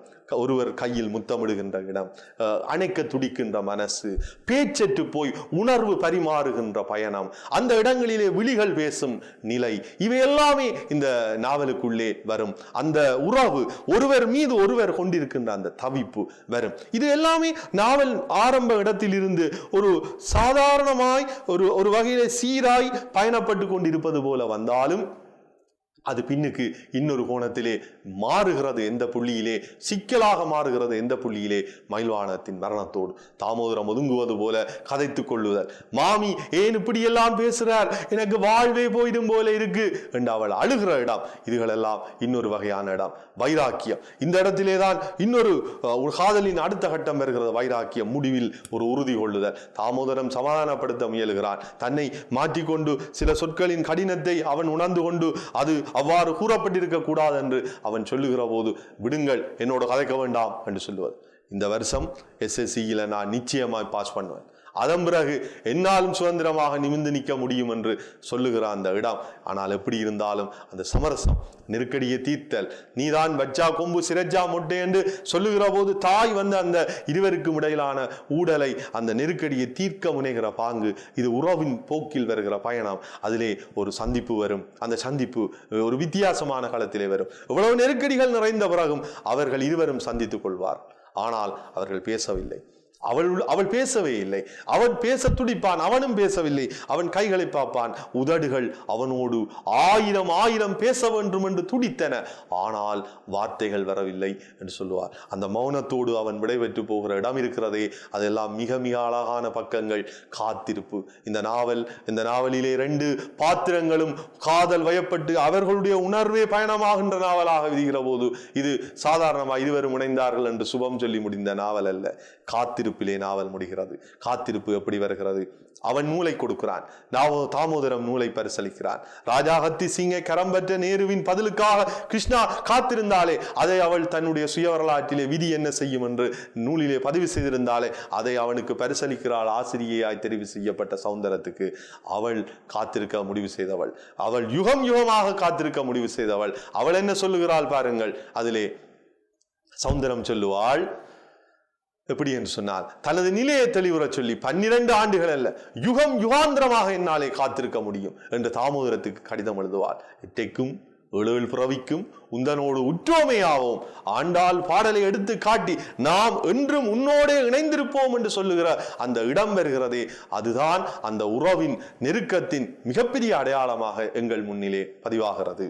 ஒரு வெண்மணல் கிராமம் காத்து கொண்டிருக்கிறது நாவலிலே வருகிற பெண் பாத்திரங்கள் தொடர்பான ஒரு பார்வையை நாங்கள் இங்கு பதியலாம் என்று நினைக்கிறோம். அன்பான மாணவர்களே, இந்த நாவலை நீங்கள் முழுமையாக இப்போது வாசித்து அதனோடு பயணமாகி கொண்டிருக்கிறீர்கள். இந்த நாவலிலே வருகிற பெண் பாத்திரங்களை நாங்கள் ஒரு 2 கோணங்களிலே வகைப்படுத்தக்கூடியதாக இருக்கிறது. ஒன்று முதலாவது தலைமுறையை சார்ந்த பாத்திரங்கள், இரண்டாவது தலைமுறையை சார்ந்த பாத்திரங்கள். இந்த முதலாவது தலைமுறையை சார்ந்த பாத்திரங்கள் என்ற வரிசையிலே அவர்களை நாங்கள் இனங்காட்டுகிற போது அங்கு தெய்வானை வருகிறார், அபிராமி வருகிறார், ராசம்மா வருகிறார். இவர்கள் ஒரு பிள்ளைகளை பெற்று குடும்பத்திலே தங்களை இணைத்துக் கொண்டு வாழுகிற, குடும்பத்துக்காக வாழுகிற ஒரு பாத்திரங்களாக எங்களுக்கு முன்னாலே பதிவு பெறுகிறார். இவர்களுடைய ஓட்டம், மன ஓட்டம், செயற்பாடு பற்றி நாங்கள் உரையாடுகிற போது அவர்கள் அடிப்படையிலே குடும்ப பொறுப்போடு வாழ்கிறவர்களாயிருக்கிறார். குடும்பத்துக்காக தங்களை அர்ப்பணிப்போடு இணைத்துக் கொண்டு அவர்கள் குடும்பத்துக்காகவே வாழுகிறவர்கள். அந்த வருகிற இடைவெளிகள் எல்லாவற்றையும் நிரப்பிக் கொள்பவர்களாக இருக்கிறார். நாங்கள் உதாரணமாக இங்கு நாங்கள் குறிப்பாக சிலவற்றை போட்டிருக்கிறோம். திருப்பி மீளவும் நாங்கள் ஏலவே முதல் கதைத்தை நீங்கள் தொடர்படுத்தி இங்கு பார்த்துக்கொள்ள முடியும். இதிலே தெய்வானியை பார்த்தால் அவள் வீட்டிலே வேலை செய்கிறாள், வீட்டு தோட்டம் அமைக்கிறாள், தன்னுடைய முயற்சியிலே தொடர்ந்து ஈடுபடுகிறார். அப்ப அவள் வீட்டினுடைய வருமான மட்டத்தையும் சமப்படுத்தி கொண்டு குடும்பத்தினுடைய நிர்வாகத்தையும் சமப்படுத்தி கொண்டு இருக்கின்ற ஒரு பாத்திரமாக, குடும்ப பொறுப்போடு இருக்கிற பாத்திரமாக, கணவனுடைய நலன்களை, கணவனுடைய விருப்பங்களை அனுசரித்து நடக்கிற பாத்திரமாக நாங்கள் இந்த பாத்திரங்களை இனங்காண முடியும். அதே நேரத்தில் இன்னொரு வகையில சொல்ல போனா அவர்களுடைய இன்னொரு அடையாளம், இந்த பெண் கல்வியிலே அவர்கள் பெரிதும் விழிப்புணர்வற்றவர்களாக இருக்கிறார். இது 60களிலே வாழ்ந்த அந்த குடும்ப பாங்கான பெண்களின் ஒரு பொதுவான மனப்போக்காக இருந்திருக்கிறது. அவர்கள் ஒரு வயது வரை, அதாவது அந்த பெண் பருவமடையும் வரை பள்ளி செல்வதிலே அவர்கள் விருப்பம் கொண்டிருக்கிறார்கள். ஆனால் என்று அவள் பருவமடைகிறாளோ அதுக்கு பிறகு அவள் படிக்க வேண்டும் என்பதிலே அவர்கள் பெரிய அளவு ஆர்வத்தை காட்டவில்லை. இதுக்கு விதிவிலக்கானவர்கள் இருந்திருக்க முடியும். குறிப்பாக நாங்கள் மாறி சிந்தித்தால் இதுல லக்ஷ்மியின் வீட்டுக்காரர் அவ்வாறு இயங்கினார்கள் என்ற பதிவு வருகிறது. பாத்திர அடிப்படையிலே நாங்கள் பேசுகிற போது இங்கு வருகிற மிக முக்கியமான பாத்திரமான இந்த தெய்வானை மற்றது அபிராமியா போன்ற பாத்திரங்களுடைய போக்குகள் அவ்வாறு தான் இருந்திருக்கின்றன. இதை தாண்டி சிந்தித்த பாத்திரங்கள் என்று சொல்ல போனால் மனோன்மணியை படிப்பித்த தாய் இன்னொரு வகையிலே ஒரு புதுமையை நோக்கிய பாத்திரமாக இருக்கிறார். இந்த 2 கோணங்கள் அதுக்குள்ளே உண்டு. அடுத்த ஒரு விஷயத்தை பார்த்தால் இவர்கள் தங்களுடைய சுய முயற்சியை தாண்டி அவர்கள் தொடர்ந்து தங்களுடைய வாழ்க்கை களத்தில் தம்மை தக்க வைத்துக் கொள்வதற்காக தங்களுடைய பிள்ளைகள் மீது கரிசனையோடு தங்களுடைய பயணங்களை செய்திருக்கிறார். இந்த வகையில இந்த பெண் பாத்திரங்களுடைய அடுத்த கட்டத்தை பார்க்கிறோம். நாங்கள் 2வது தலைமுறையை சேர்ந்த பெண்கள் தொடர்பாக நாங்கள் பார்க்கிற போது அதிலே சௌந்தரம், மனோன், லக்ஷ்மி ஆகிய பாத்திரங்களை நாங்கள் இனங்கண்டு கொள்ளக்கூடியதாக இருக்கு. இந்த பாத்திரங்களுடைய ஒரு பொது போக்கை நாங்கள் இனங்கண்டு கொண்டால் இவர்கள் கல்வியிலே பெரும் அக்கறை உடையவர்களாக இருந்திருக்கிறார். தாங்கள் ஏதோ ஒரு வகையிலே நிலைப்பட வேண்டும், படிக்க வேண்டும், SSC எடுத்து பாஸ் பண்ணி ஒரு நல்ல நிலைக்கு வர வேண்டும் என்பதிலே ஆர்வம் கொண்ட பாத்திரங்களாக வேலை செய்திருக்கிறார். இதிலும் குறிப்பாக அவர்களுடைய உள உறுதியை நாங்கள் இன்னொரு கோணத்திலே பார்க்க முடியும். அந்த பெண்களுடைய அந்த உறுதி என்பது நெருக்கடிகள் வருகிற போது அவர்கள் அந்த பிரச்சனைகளை, சவால்களை சந்தித்து முகம் கொடுத்து நிமிர்கிற பெண்களாக இருந்திருக்கிறார். உயர் கல்வியை தொடர்ந்தவர்களாக இருக்கிறார். அதில் குறிப்பாக நாங்கள் பார்த்தால் தொழில் ரீதியாக ஆசிரியர் தொழிலே இணைந்தார் சௌந்தரம் என்று சொல்லி நாங்கள் பதிவு பெறுகிறோம். அப்ப அவர்கள் தம்மை தொழிலிலும் இணைத்தார்கள், உயர்கல்வி கற்றார்கள், தொடர்ந்து படித்தார்கள். இதுக்காக அவர்கள் போராடினார். சாதாரணமாக அது நடந்தது கிடையாது. அவர்களுடைய அவதூறுகளை கடந்தவர்கள். அது குறிப்பாக பாலா உடைய கருவிலே தோன்றி சிந்தனையிலே தோன்றி சமூகத்திலே பரவிய அந்த ஆசிரியருடனான தொடர்பு பற்றிய கதைகளை எல்லாம் கடந்து அவர்கள் கற்றலில் ஈடுபட்டிருக்கிறார்கள் என்று சொல்லி சொன்னால் அது அவர்களுடைய சிறப்பை காட்டுகிறார். தத்துணிவு மிக்கவர்களாக இருக்கிறார். சுதந்திரமாக தங்களுடைய காலில் நிற்க வேண்டும் என்று கருதியவர்கள். அவர்கள் அழுத்தி சொல்லுகிற இடங்கள் ஏனென்றால் ஒரு ஆணுக்கு சமதையாக நாங்கள் நிற்க வேண்டும் என்கிற மனோபாவம். இப்ப இந்த வகையிலே பார்த்தால் இந்த 2 தலைமுறையை சார்ந்த பெண்களை நாங்கள் வேறுபடுத்திக் கொள்கிறோம். இவர்கள் தம்மை ஒரு நிலைப்படுத்தி கொண்டு குடும்பத்துக்குள்ளே போவதற்கு தயாராகிறார்.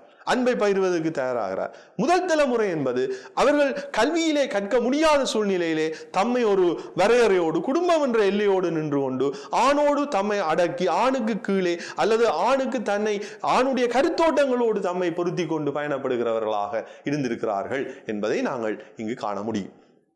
அந்த வரிசையிலே தான் இப்போது நாங்கள் பார்க்க இருக்கிற விஷயம் இந்த பெண்களின் முன்னேற்றத்துக்கு எவை காரணங்களாக இருந்திருக்கின்றன.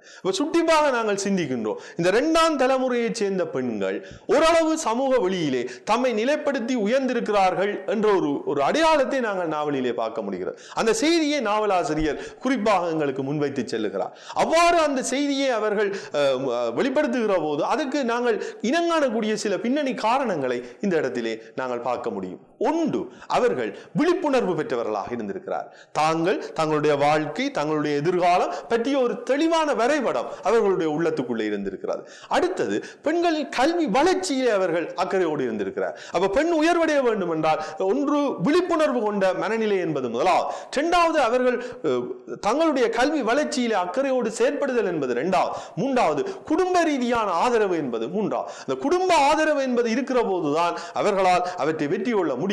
செல்லையாவினுடைய அனுமதி கிடைத்த பிறகுதான், அந்த தாமோதரத்தினுடைய கடிதத்தின் பிறகுதான் சௌந்தரம் கற்றலுக்கு தொடர முடிந்தது. அதன் விளைவுதான் அவள் ஆசிரியையாக நிமிர முடிந்தது. ஆகவே அந்த குடும்ப ஆதரவு, லட்சுமிக்கு அந்த குடும்ப ஆதரவு இருந்ததால் தான் அவள் அவதூறை கடக்க முடிந்தது. அப்ப ஆதரவு என்ற ஒரு தளம் முக்கியம். பெண்கள் தன்னம்பிக்கையும் தொழிலிலே ஈடுபாடும் கொண்டவர்களாக இருந்திருக்கிறார்.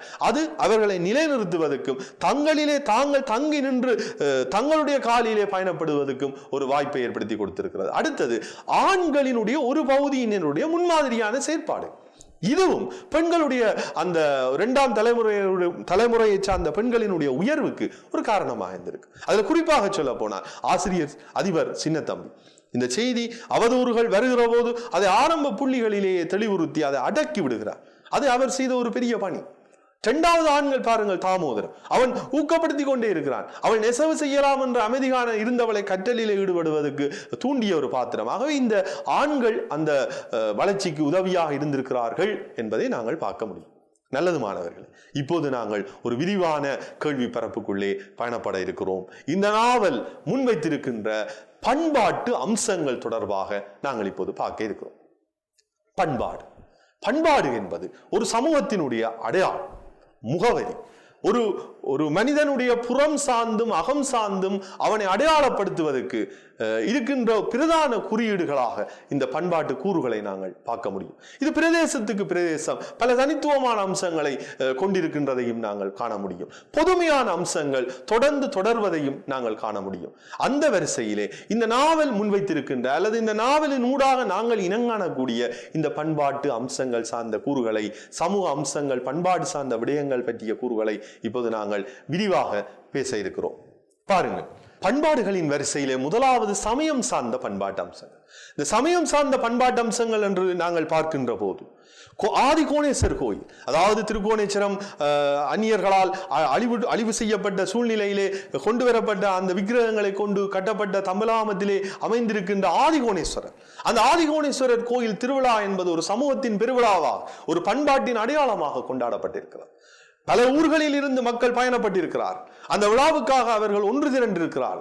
பல நாட்கள் அங்கேயே தங்கி இருந்து அந்த விழாவை கண்டு மகிழ்ந்து கலைகளில் தோய்ந்து அந்த பொழுதை அவர்கள் இறையலோடு சேர்ந்து கழித்திருக்கிறார்கள் என்ற ஒரு பெரிய செய்தியை நாங்கள் பார்க்க முடியும். வண்டி கட்டி பயணமாகி போய் அந்த சமயத்தோடு அவர்கள் இணைந்திருந்ததை பார்க்க முடியும். ஒன்று கூடி இருப்பது, நேர்த்தி கடன்கள் வைப்பது, பல நேர்த்திகளை அந்த கோயில் திருவிழாக்களிலே அவர்கள் வைத்து தாங்கள் நேர்த்திகளை நிறைவேற்றிக் கொள்ள துடிக்கின்ற, நிறைவேற்றிக் கொள்ள காத்திருக்கின்ற அம்சங்களை பார்க்க முடியும். காவடி எடுப்பார்கள். இப்படியாக சமயம் சார்ந்த பல்வேறு குறிப்புகளை இந்த நாவலிலே பார்க்க முடியும். இது சமயம் சார்ந்த விழா சார்ந்த அம்சங்களை நாங்கள் முதலிலே சொல்லிக் கொள்ள முடியும். பண்டிகை, இந்த பண்டிகைகள் வரிசை அது மிக அடுத்த ஒரு களம். வருடப்பிறப்பு, இந்த வருடப்பிறப்பை பற்றிய சில குறிப்புகளை சொல்லுவார். வருடப்பிறப்பு வருகிற போது அதை மிக ஆர்ப்பாட்டமாக கொண்டாடி இருக்கிறார்கள். சிறப்பாக ஆலங்கனியிலே அந்த வருடப்பிறப்பை அவர்கள் சிறப்பாக கொண்டாடியதுக்கு காரணம், அவர்கள் விவசாய களத்திலே வருஷ பிறப்பு ஒரு சற்று ஓய்வு கிடைக்கின்ற ஒரு காலமாக அவர்களுக்கு இருந்தபடியினால் அவர்கள் அதை புத்தாடை எடுத்து கைவிசேஷம் கொடுத்து பரிமாறி நன்றாக சாப்பிட்டு, இன்னும் குறிப்பாக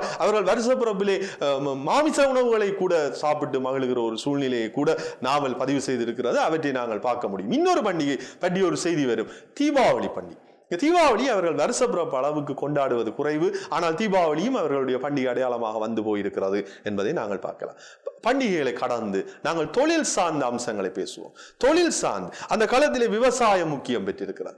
காவுதடி சுமந்து போகிற மனிதர்களை நாங்கள் பார்க்க முடிகிறது. பட்டி எருமைகளிலே வைத்து வளர்த்து பாலை உற்பத்தி செய்கின்ற ஒரு பொறிமுறை இயங்கி இருக்கிறது. வீட்டு தோட்டம் வைத்து தங்கள் தேவைகளை பூரணப்படுத்துகின்ற ஒரு செயற்பாட்டு களம் விரிந்திருக்கிறது. பாலை தயிரை கொண்டு சென்று விற்பது, நெசவு தொடர்பான பல தொழில் சார்ந்த பண்பாட்டு அம்சங்கள் பலவற்றை நாங்கள் இங்கு பார்க்க முடியும். சடங்குகள் வரிசை, சடங்குகள் சார்ந்த பண்பாடு, சடங்குகளிலே திருமணம், சிறு வயதிலே திருமணம் செய்து விடுகிற ஒரு போக்கு இருக்கிறது. திருமணத்திலே ஒரு அடையாளமாக பூதாக்களம் சோறு கொடுத்தோடனே அந்த உறவு தொடர்பு பின்னி விடுகிறது என்று சொல்லுகிறது. அதுவும் குறிப்பாக சொந்தங்களுக்குள்ளே திருமணம் செய்கிறது அந்த காலத்திலே தொடர்ந்து இருந்திருக்கிறது. மச்சாலை திருமணம் செய்கிற அந்த பந்தம், சொந்தத்தை விட்டு திருமண பந்தம் நிகழ்கிற போது, சமூக வேறுபாடோடு கடந்து திருமணம் செய்கிற போது ஊரை விட்டு, அதாவது உறவை விட்டு ஒதுக்கி வைக்கிற ஒரு சூழ்நிலை கூட இருந்திருக்கிறதை நாங்கள் பார்க்கலாம். சடங்குகளின் வரிசையிலே மரணச் சடங்கு. இந்த மரணச் சடங்கு எப்படி ஐயர் வந்து நிகழ்த்த வேண்டும், அந்த கிரியைகளை, சமய கிரியைகளை செய்ய வேண்டும் என்பது பற்றிய ஒரு செய்தி வரும். 3ஆம் நாள் நடைபெறுகிற 8 பற்றிய ஒரு செய்தி வரும். வருடத்தில் முடிவிலே வருகிற திவசம் பற்றி அவர்கள் பேசுவார். அடுத்தது அந்த சடங்கிலே பூப்புனித நீராட்டு சடங்கு. இந்த பூப்புனித நீராட்டு சடங்கு அது மிக ஆர்ப்பாட்டமாக கொண்டாடி இருக்கிறார். ஒலிபெருக்கிகளை கட்டி பெரிய ஒரு விழாவாக பெண் பருவம் அடைந்து விட்டால் என்று செய்துவிட்டு அதனோடு அவர்களை மட்டுப்படுத்தி விடுவார். அடுத்த பண்பாட்டு அம்சம் குறிப்பாக நோக்கினால் உணவு சார்ந்த பண்பாட்டு அம்சம். மாணவர்களே, என்ன வகையான உணவுகளை எல்லாம் சாப்பிட்டு இருக்கிறார்கள்? பிட்டு, பருப்பு சொதி, மீன் குழம்பு, புளியானம், வெண்சட்டியில போட்டு கறி, மற்றது கருவாடு, இடியப்பம், நண்டு. அந்த நண்டை உடனே இரவு போய் கொண்டு குத்தி அந்த இரவு புட்டோடு சேர்த்து சாப்பிடுவது. இறைச்சி, அதுவும் வகை வகையான இறைச்சி வேட்டையாடி கொண்டு வந்து சாப்பிடுவது. மோர் குடிப்பது, இப்போ மோர் குடிப்பதே குறைந்து விட்ட காலம் இது. மோரை குடித்தார்கள் தாராளமாக. பல இடங்களிலே சிலர் வெற்றிலை போட்டார்கள், புகையிலை. மற்றது குறிப்பாக சாப்பாட்டிலே இன்னொரு சிற்றுண்டி அப்பம் சாப்பிட்டார்கள் விருப்பத்தோடு, புக்கை சாப்பிட்டார். அதே நேரத்திலே சுவையாக ராசவள்ளி கிழங்கை அவர்கள் சுவைத்து மகிழ்ந்திருக்கிறார்கள். தேநீர் இருந்தும் பழக்கம் அந்த காலத்திலே இருந்திருக்கு. இப்போ உணவு சார்ந்த பண்பாடுகள் இதிலே உள்ளவற்றிலே சிலவை இன்றும் தொடர்கின்றன. அவற்றை நாங்கள் பார்த்துக் கொள்ள முடியும். இது அடுத்த குடியிருப்பு. ஒரு பண்பாட்டு அம்சத்திலே ஒரு குடியிருப்பு சார்ந்த பண்பாட்டு கூறுகளை நாங்கள் எந்த வகையிலே பார்க்க முடியும்? பெரும்பாலும் அது ஒரு ஓலை குடிசையாக இருக்கு. அந்த சுவர்கள் கூட மண்ணால் அழுத்தப்பட்டு செங்கல் பயன்படுத்தப்பட்டு அந்த சுவர்கள் உருவாகி இருப்பதை நாங்கள் சொல்வோம். ஓலை கூரைகள் கொண்டதாக இருக்கும். சில கூரைகள் மாத்திரம் அந்த காலத்திலே ஓடு போட்டு அந்த கூரைகளை அமைத்திருக்கிறார்கள். நெற்பட்டறை வைத்திருப்பார்கள், பரன் வைத்திருப்பார்கள். வேலிகள் எல்லாம் கிடுகு வேலிகளாக இருக்கும். அந்த படலை என்பது பிரதான படலை ஒரு வீட்டுக்கும் இன்னொரு வீட்டுக்கும் இடையிலான அந்த பயணப்படுகின்ற வழி, அதனூடாக அந்த உறவுகள் எவ்வாறு தொடர்பு கொண்டிருந்தன என்பதை பற்றிய தன்மை. முன்னுக்கு வீட்டிலே மல்லிகை பந்தல் இருக்கும். இது குடியிருப்பு. ஒரு அந்த காலத்தினுடைய குடியிருப்பு எப்படி இருந்தது? குடியிருப்பு சார்ந்த பண்பாடு. போக்குவரத்து சார்ந்த பண்பாடுகள், மணல் ஒழுங்குகள், சீரற்ற பாதைகள். அந்த போக்குவரத்து பாதைகள் முழுவதும் மிகச்சிக்கலாக இருந்திருக்கின்றது. சைக்கிளை அவர்கள் பயன்படுத்தி இருக்கிறார். மாட்டு வண்டில் பயன்படுத்தி அவர்கள் பயணப்பட்டிருக்கிறார். பிரதானமாக அவர்கள் கால்நடையாக நடந்திருக்கிறார். அந்த பயண வழிகள் முழுவதும் அந்த மணல் ஒழுங்குகளிலும் பல மதகுகள் இடிந்து போயிருக்கின்ற அந்த தெருக்களிலே வண்டி அப்படி அழுத்தி ஒலி எழுப்பி பயணப்படுகின்ற செய்திகளை எல்லாம் நாவல் சொல்லி செல்லும். போக்குவரத்து சார்ந்த பண்பாடுகள் பற்றி சில குறிப்புகளை பார்க்கலாம். கல்வி என்பது ஆண்கள் கல்வி கற்பதை காட்டிலும் பெண்கள் கற்பதிலே சவால்கள் இருந்திருக்கின்றன. இது கல்வி சார்ந்த ஒரு போக்கு. சீதனம் அந்த காலத்திலே இருந்திருக்கின்றது. திருமணத்திலே அது வழங்கப்பட்டிருந்திருக்கிறது. 2 ஏக்கர் நீர்ப்பாய்ச்சல் காணியாவது கிடைச்சிருக்கும் என்று தேவான சொல்லுவார். இவன் நாகேந்திரம் இவர் கோணாமலை கிழவர் கொண்டு வந்த அந்த திருமணத்தை செய்திருப்பாராக இருந்திருந்தால் தமிழகாமத்தில் என்று வருகிற குறிப்பு. அடுத்தது ஆவரணம் சார்ந்த பண்பாடு. இந்த ஆவரணங்கள் சார்ந்த பண்பாடை நாங்கள் தெளிவாக சிந்திக்கலாம். இந்த ஆவரணங்களிலே பெண்கள் பல்வேறு வகையான ஆவரணங்களை அணிந்திருக்கிறார்கள். தாலிக்கொடி அணிந்திருக்கிறார்கள், கைவளைகள் அணிந்திருக்கிறார்கள். இப்படியான ஆவரணங்கள் ஒருபுறம். கருவிகள், கையாளப்பட்ட கருவிகள் சார்ந்த பண்பாடு எங்களுடைய பண்பாட்டிலே பலவற்றை நாங்கள் இன்று மெல்ல மெல்ல இழந்து போகும். மண்பானைகளை பயன்படுத்துகின்ற வழக்கு அந்த காலத்தில் நிறைந்திருக்கிறார். செம்பை அவர்கள் மிக முக்கியமாக பயன்படுத்தி இருக்கிறார். அதுல இன்னும் படிக்கு அந்த இடத்துல சில கருவிகளை கையாண்டிருப்பார்கள். மணி அடிப்பதற்கு பாடசாலையிலே தண்டவாளத்தினுடைய இரும்பு துண்டை பயன்படுத்தி அடித்திருக்கிறார். அந்த குறிப்பை நாங்கள் பார்க்கிறோம். இரவு பொழுதிலே மின்சாரமற்ற ஒரு சூழ்நிலை, படிப்பதற்கு ஒரே ஒரு ஒளியின் மையமாக இருந்திருக்கிறது அந்த ஊரிலே. பாடசாலையில் இருந்த பெட்ரோல் மேக்ஸ் விளக், அது ஒரு கருவி. துலா, தண்ணீர் அள்ளுவதற்கு பயன்படுத்தப்பட்ட துலா. சுறாவாளியிலே தண்ணி அழுவது, கைவாளியிலே தண்ணி அழுவது. யாழ்ப்பாணத்திலே நெல்லியடி பகுதியிலே ஆழ அந்த கிணற்றுக்குள்ளே தண்ணீர் அள்ளி குளிக்கின்ற அந்த உணர்வை எண்ணி ஏங்கி நிற்கிற மனிதரை நாங்கள் பார்க்க முடியும். தாமோதரத்தின் செயற்பாட்டை அவ்வாறு நீரெடுக்க குடத்தை பயன்படுத்துவார்கள். இப்படியான குறிப்புகளை நாங்கள் அந்த பகுதிகளிலே காண முடிகிறது. அவர்களுடைய பொழுதுபோக்கு மணல் விளையாடல், நண்டு ரால் குத்துதல், காசு குலுக்கி விளையாடுதல், இப்படியான பொழுதுபோக்குகள் அவர்களோடு தொடர்பட்டிருந்ததை நாங்கள் பார்க்கலாம்.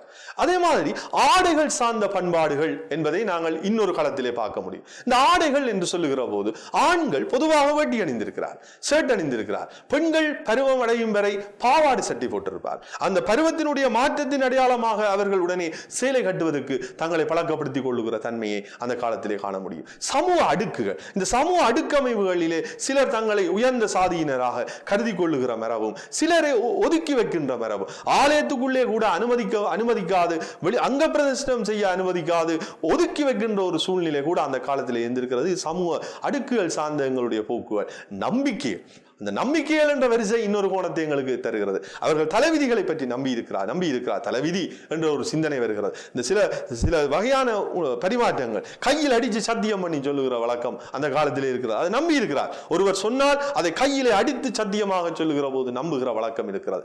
பல அன்றாடம் பயன்படுத்துகின்ற பண்பாட்டு கூறுகள் பலவற்றை நாங்கள் பார்க்கலாம். பிள்ளைகளை பாருங்கள், வேப்பங்குச்சியாலே பல்லு துலக்குவது, இப்போதெல்லாம் பேஸ்டாலே நாங்கள் துலக்கி கொண்டிருக்கிறோம். அந்த காலத்திலே இப்போது சிலர் கேட்கிறார்கள், உங்கள் பேஸ்டில் உப்பு இருக்கிறதா என்று கேட்கிறார்கள். அந்த காலத்திலே கரி உமியை பயன்படுத்தி எல்லாம் இருக்கிற காலம் உண்டு. அந்த வரிசையில வேப்பங்குச்சியை பயன்படுத்தி பல்லு துலக்கின்ற ஒரு சூழ்நிலையை பார்க்க முடியும். நுளம்பு அது பெருகி வருகிற போது வேப்பம் புகை போடுகிற மரம். இரவு பொழுதுல தெய்வானே கட்டிலுக்கு சற்று தூரத்துல நெருப்பு சட்டியை வச்சுட்டு அதுக்கு மேல கொத்தா வேப்பங்குலையில அடுக்கி வைப்பான். அந்த குலையில இருந்து பெருகி வரும் அந்த வாசம், அது ஒரு வகை. சாக்கு கட்டில படுக்கிற வழக்கம் அந்த காலத்தில் இருந்திருக்கிறது. இந்த சாக்கு கட்டில் படுத்து நித்திரை கொள்ளுகிற மரபு, நிம்மதியாக படுத்து நித்திரை கொள்ளுகிற மரபு. இந்த ஆண்கள் அந்த காலத்தில் நிறைய அளவு மது அருந்தி இருக்கிறார். அதிலே அவர்கள் மது அருந்துவது, வீட்டிலே வைத்து மது அருந்தி இருக்கிறார்கள். கள்ளுக்கொட்டில் இருந்திருக்கிறது, அங்கே சென்று அருந்தி இருக்கிறார்கள். இதுல கோணாமலை கிழவர் எல்லாம் அங்கேயே தங்கியிருப்பார் பல பொழுதிலே என்று நாவலிலே பதிவா. தென்னஞ்சாராயத்தை குடித்திருக்கிறார்கள். தாமிரவில்லு கள்ளுக்கடைக்கு போனா போக இயலாது என்ற ஒரு பாத்திரம் பேசும் பாலாக்கள், ஏனென்றால் அங்க கோணாமலையார் இருப்பார். இது நாவலில் வர்ற பதிவு. பாயில படுத்துறங்கிறது.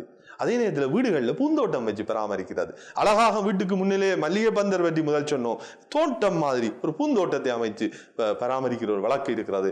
திருநீரை அணிகிற வழக்கம் இருக்கிறது. அவர்கள் திருநீறு அணிந்திருக்கிறார்கள். மற்றது அவர்களுடைய பண்பாட்டிலே சாதாரணமாக மிருகங்களை வேட்டியாடி அதை உண்டு மகிழ்கிற ஒரு சூழ்நிலை காணப்பட்டிருக்கிறது. பண்பாடுகளின் வரிசையிலே விருந்தோம்பல் பண்பாடு தமிழர்களின் ஒரு தலையாய பண்பாடாக பேணப்பட்டு வருகின்ற ஒன்று. அருமையான வகையிலே வருவோர்களை சிறப்பாக உபசரித்து அவர்களுக்கு வேண்டிய அறுசுவை உணவை கொடுத்து கொண்டாடுகிற ஒரு பாரம்பரியத்தை நாங்கள் இந்த நாவலிலே கண்டு கொள்ள முடிகிறது. பிட்டும் வாழைப்பழம், தயிர், பருப்பு, சொதி, அப்பள பொரியலோடு தாமோதரத்துக்கு ராசம்மா தம்பலகாமத்திலே காலை உணவை அளித்த அந்த பதிவை நாங்கள் இங்கு காண முடிகிறது. சொல்லுவார், கூலியை குறைத்தாலும் வருபவர்களுக்கு சாப்பாடு எந்த குறைவும் இருக்கக்கூடாது என்பதிலே அவர்கள் தெளிவாக இருந்திருக்கிறார்கள். தேவையான சாப்பாடை, சிறந்த உணவை கொடுத்து கொண்டாடுகின்ற ஒரு பண்பாட்டை நாங்கள் காண முடிகிறது. அவர்கள் நல்ல மாடுகளை வளர்த்திருக்கிறார்கள். ஆலங்கணியில இருந்து தம்பலகாமம் பயணப்படுவதற்காக இதுக்கண்டே சவாரிக்காக சிறந்த சவாரி மாடுகளை வளர்க்கின்ற ஒரு பாரம்பரியத்தை நாங்கள் அந்த கிராமத்திலே கண்டுகொள்ள முடிகிறது. வண்டி சவாரிக்காகவே போஷித்து வளர்க்கிறோம் என்கின்ற பதிவை நாங்கள் பார்க்கலாம். பெண்கள் அந்த நாளிலே வீட்டிலே இரவு வேளையிலே விளக்கேற்றுகிற ஒரு பண்பாட்டை நாங்கள் காண முடியும். விளக்கேற்றி வைக்கின்ற ஒரு உயர்ந்த ஒரு பண்பு அந்த நாவலிலே நாங்கள் காணக்கூடிய ஒரு பதிவு. நல்ல உறவு பெயர், அந்த உறவை அந்த சொல்லுகின்ற போது வருகிற குலைவு இருக்கிறதே, அந்த உறவின் உயிர்ப்பை காட்டுகின்ற இடம் இருக்கிறதே, பெத்தப்பா என்று சொல்லுகிற போது வருகிற அந்த வாஞ்சை, அது தலையாயது.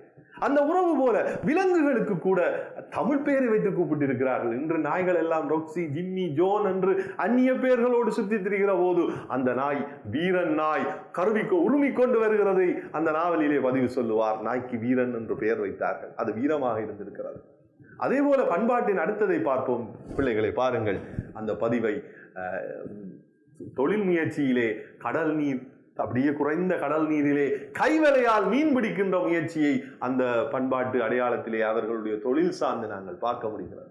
சூழலிலே உயிரினங்கள் நிறைந்திருக்கின்றன. மாடுகளை வைத்திருக்கிறார்கள்.